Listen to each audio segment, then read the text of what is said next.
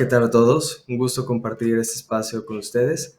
En esta sesión vamos a hablar sobre Corporate Data Strategy. Muy bien, y comenzamos. Entonces, la agenda de hoy es bastante simple. Comenzamos con la parte contextual. Aquí vamos a ver 3 puntos principales.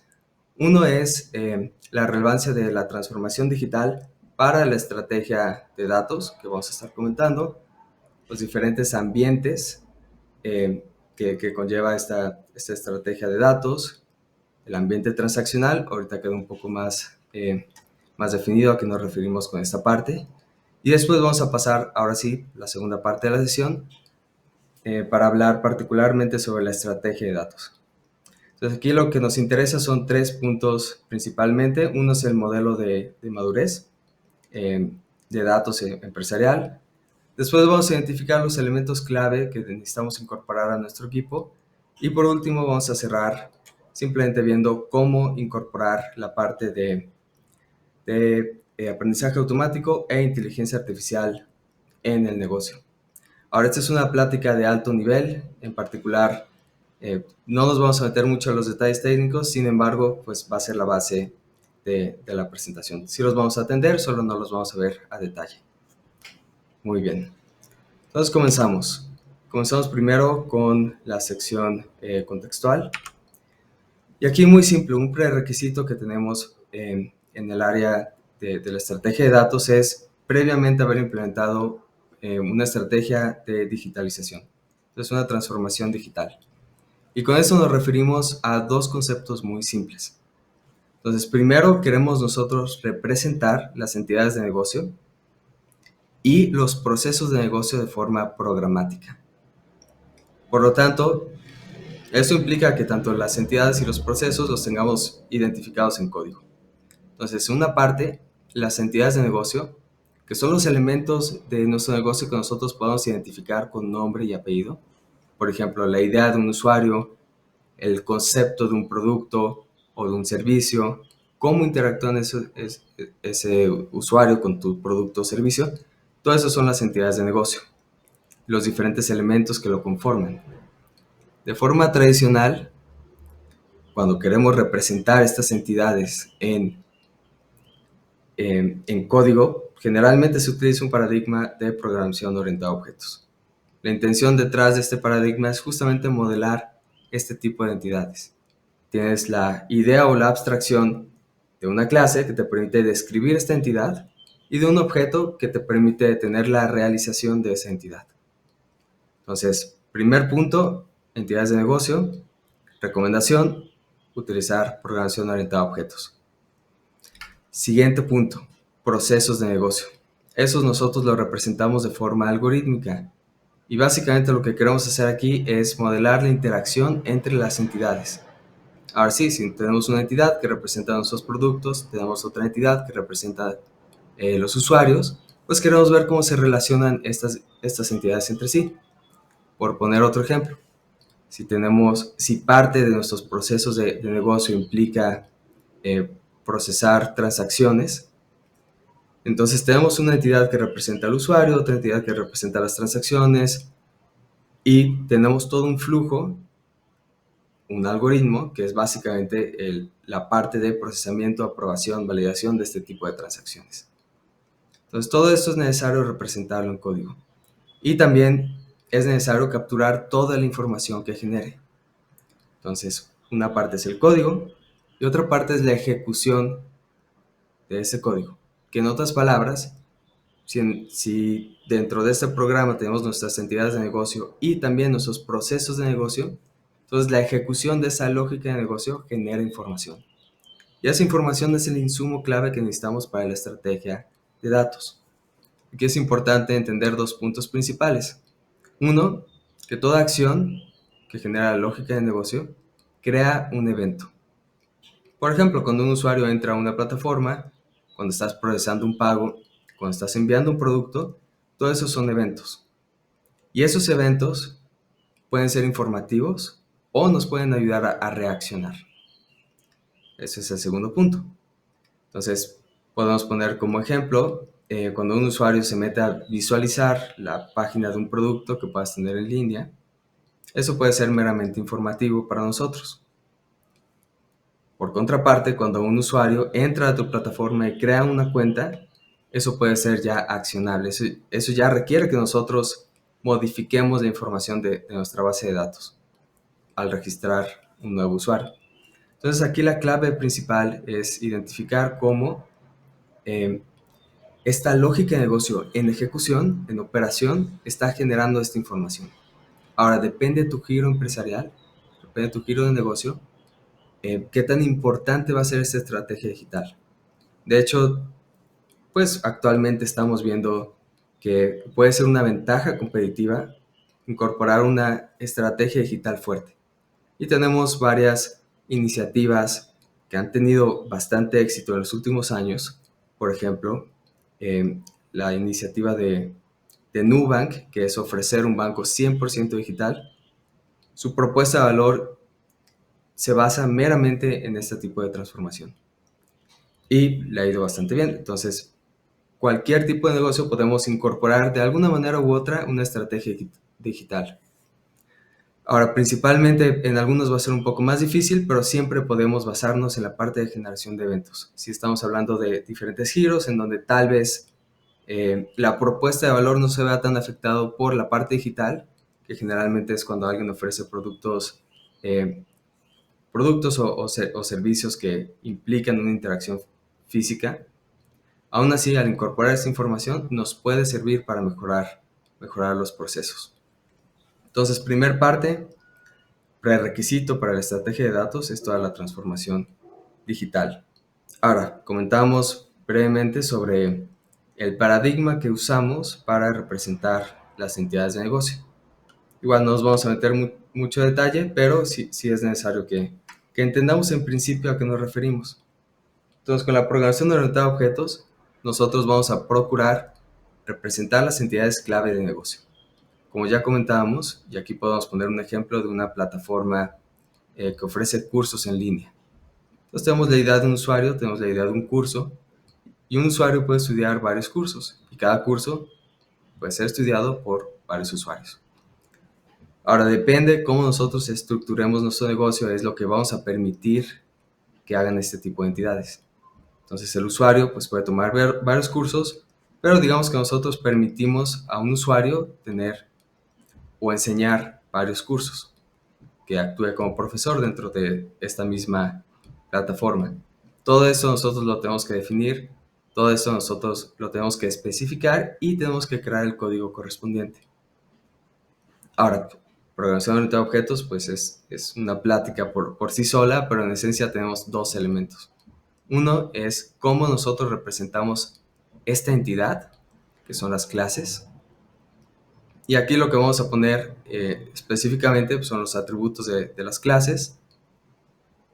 Entonces la clase nos ayuda a representar de forma abstracta esta entidad. Y después los objetos son la materialización de una clase o la instancia de una clase. Lo cual nos referimos a, si nosotros representamos de forma genérica un usuario con una clase, al momento de que un usuario se inscriba, eso ya es un objeto. Una forma que nos va a servir bastante buena para visualizar esta descripción es como si la clase fuera la estructura de una tabla en donde las columnas son los atributos, por ejemplo, nombre, correo, edad, etc. Y los renglones, los casos concretos que tenemos de estas entidades, son los objetos. Pues cada vez que un usuario se registra, es simplemente agregar un nuevo renglón a esta tabla. Ahora, en la sección anterior comentábamos también que es relevante también representar los procesos de negocio, cómo interactúan estas entidades. Y eso se genera a través de métodos, que ya es cómo interactúan estas clases.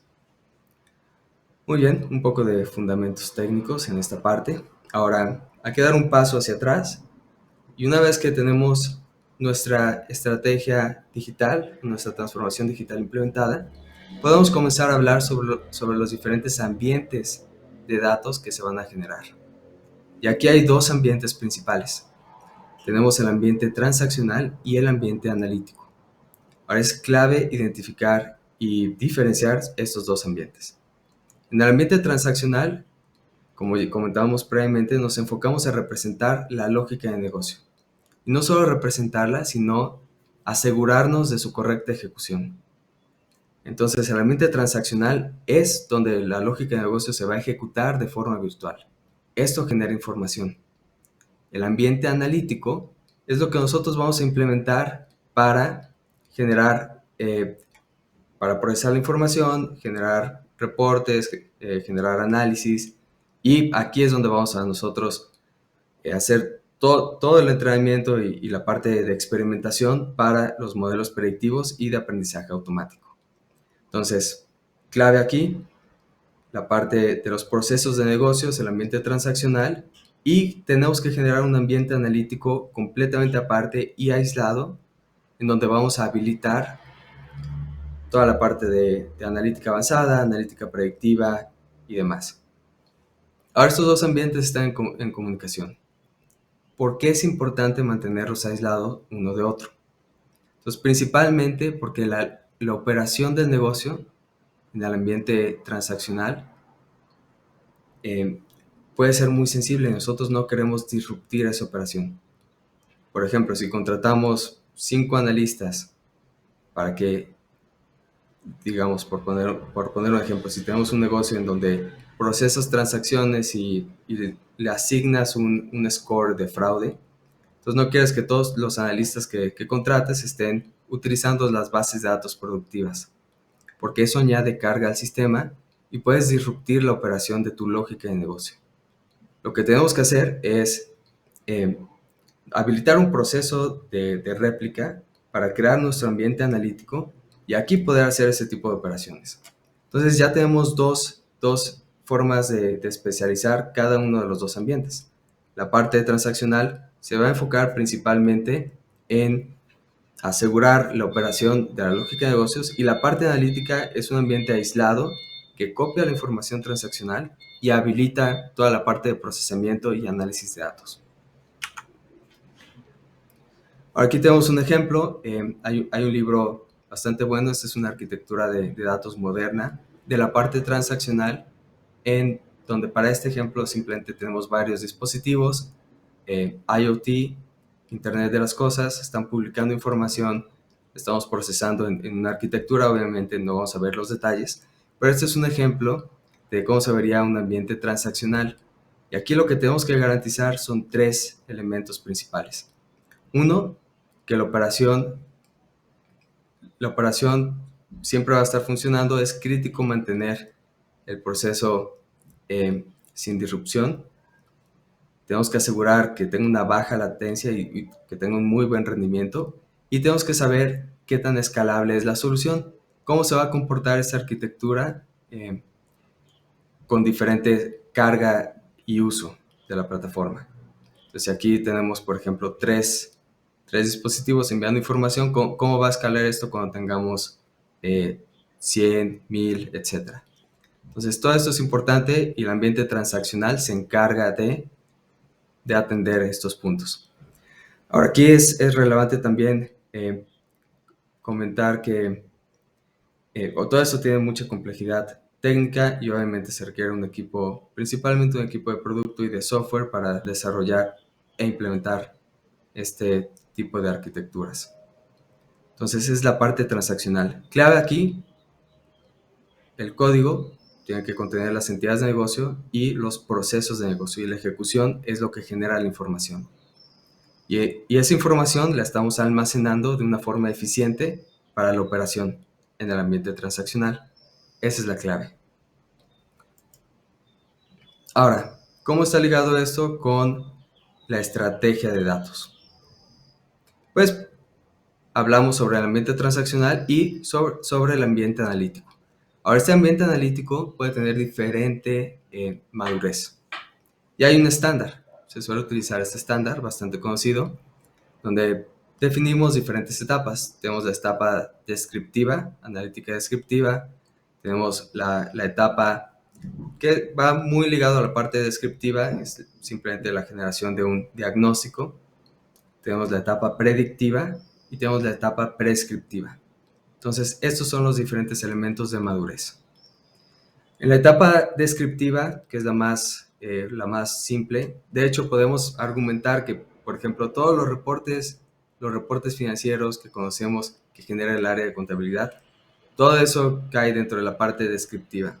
Está utilizando información de ingresos, egresos, etcétera, que genera la misma operación de negocio. Entonces, todo esto entra a la parte descriptiva.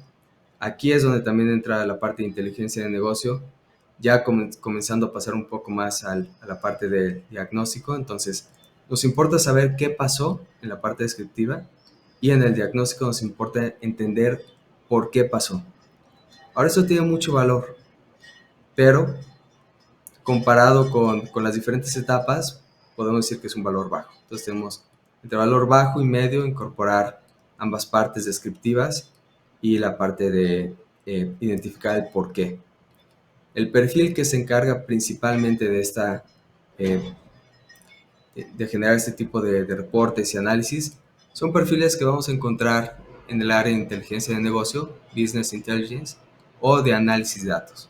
Entonces, principalmente se encargan de estas dos partes. Aquí estamos hablando de estadística simple, estamos hablando de temas también de programación y procesamiento de datos simples.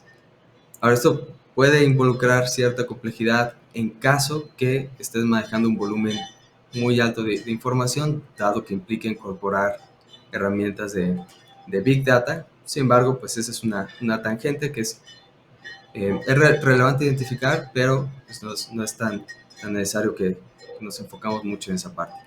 Siguiente parte es la etapa predictiva. Ahora, dentro de la industria, y al menos aquí en México, no muchos están en la etapa predictiva. Sin embargo, no es tan difícil llegar ahí.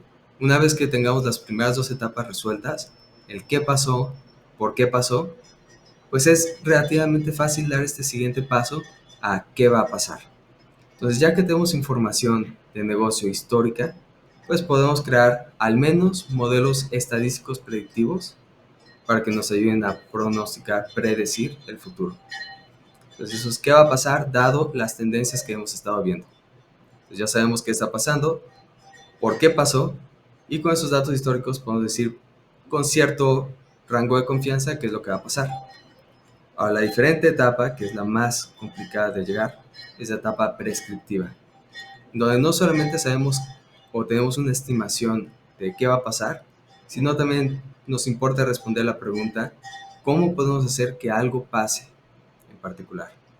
Ahora, esta etapa es la más difícil de llegar y por lo tanto también es de las que más agrega valor. Para llegar a esta etapa prescriptiva, eh, se necesita no solamente hacer modelos estadísticos que te permitan hacer predicciones, sino también requieres incorporar el método científico, hacer experimentación, hacer lo que se conoce como A/B testing para llegar a este nivel prescriptivo. Ahora, para tanto la etapa predictiva y prescriptiva, generalmente tenemos el perfil de ciencia de datos. Muy bien.